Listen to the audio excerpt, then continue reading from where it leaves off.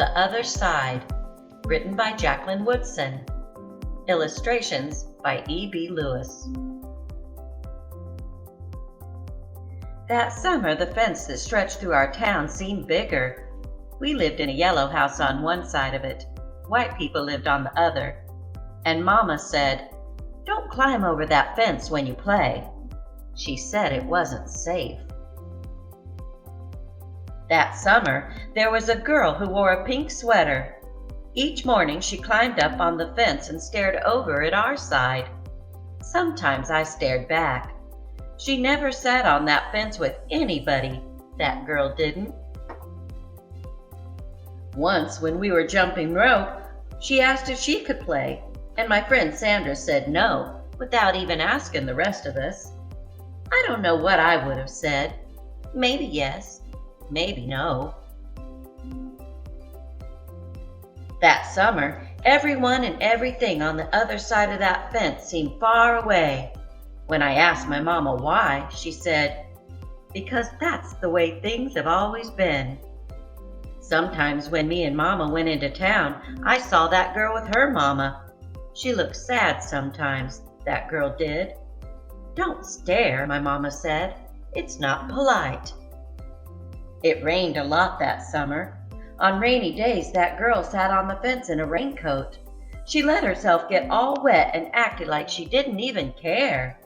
Sometimes I saw her dancing around in puddles, splashing and laughing.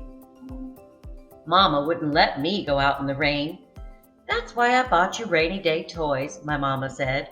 "You stay inside here, where it's warm and safe and dry."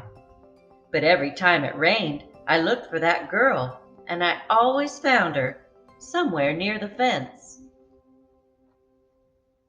Someplace in the middle of the summer, the rain stopped.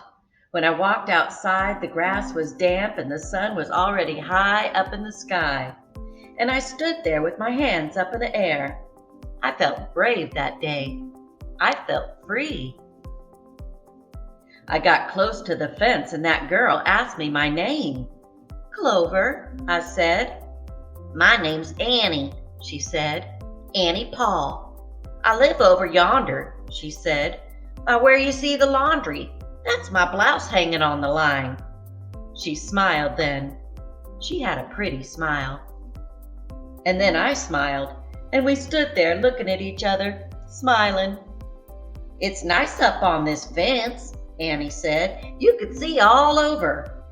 I ran my hand along the fence. I reached up and touched the top of it. "A fence like this was made for sitting on," Annie said, and she looked at me sideways. "My mama says I shouldn't go on the other side," I said. "My mama says the same thing, but she never said nothing about sitting on it."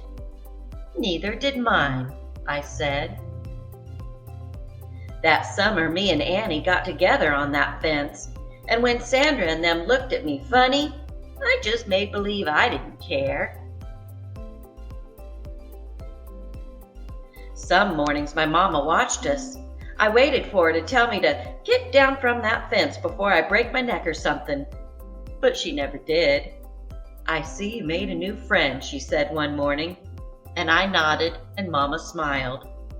That summer, me and Annie sat on that fence and watched the whole wide world all around us. One day, Sandra and them were jumping rope near the fence, and we asked if we could play. "I don't care," Sandra said. And when we jumped, Sandra and me were partners, the way we used to be.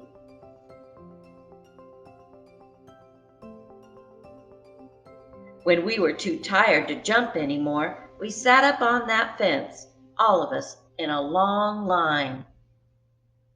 "Someday somebody's gonna come along and knock this old fence down," Annie said. And I nodded.